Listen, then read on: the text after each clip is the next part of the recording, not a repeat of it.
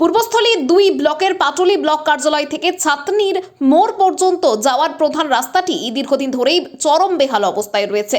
খানাখন্দে ভরা এই রাস্তা দিয়ে চলাচল করতে গিয়ে নিত্যদিন দুর্ভোগে পড়েছেন স্থানীয় বাসিন্দারা।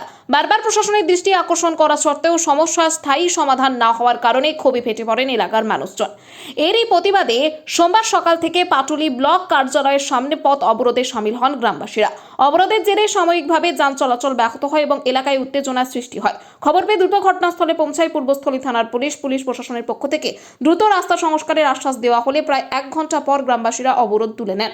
তবে গ্রামবাসীদের স্পষ্ট দাবি, আশ্বাস নয়, দ্রুত কাজ শুরু না হলে আগামী দিনে আরও বৃহত্তর আন্দোলনের পথে যেতে বাধ্য হবেন তারা। সৈয়দ জাফরের রিপোর্ট, সুন্দর বাংলা নিউজ।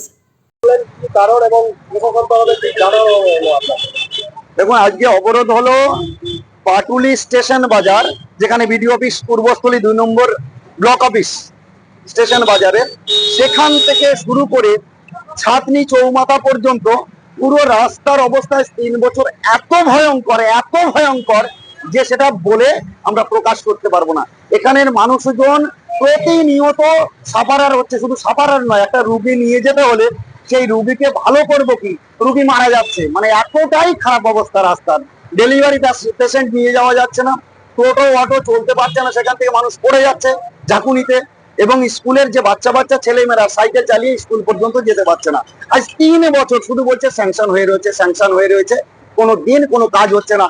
বিডিও সাহেব 14 বার যাচ্ছেন, ডিএম সাহেব মাসে 1 বার আসছেন, এসডিও সাহেব মাসে 2 বার আসছেন, থানার আইসি 14 বার আসছেন, আর এমএলএ তো প্রতিনিয়ত 4-5 বার আসছেন।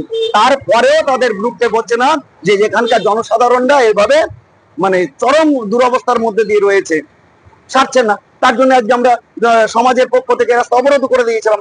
তারপরে থানা থেকে আমাদের ফোন করলো, থানা নিজে দায়িত্ব নিলেন সোমনাথ বাবু, আপনারা দেখেছেন, তিনি স্পিকারে দিয়েছিলেন সোমেন বাবু। তো সোমেন বাবু বললেন যে উনি নিজে দায়িত্ব নিয়েছেন, 15 দিনের মধ্যে এই রাস্তার কাজ শুরু হবে, আর না হলে এই সমাজ, পুরো সমাজ, এখানে কোনো রাজনৈতিক ব্যাপার নয়, পুরো সমাজ আন্দোলনে নামবে, পুরো রাস্তা অবরোধ হবে।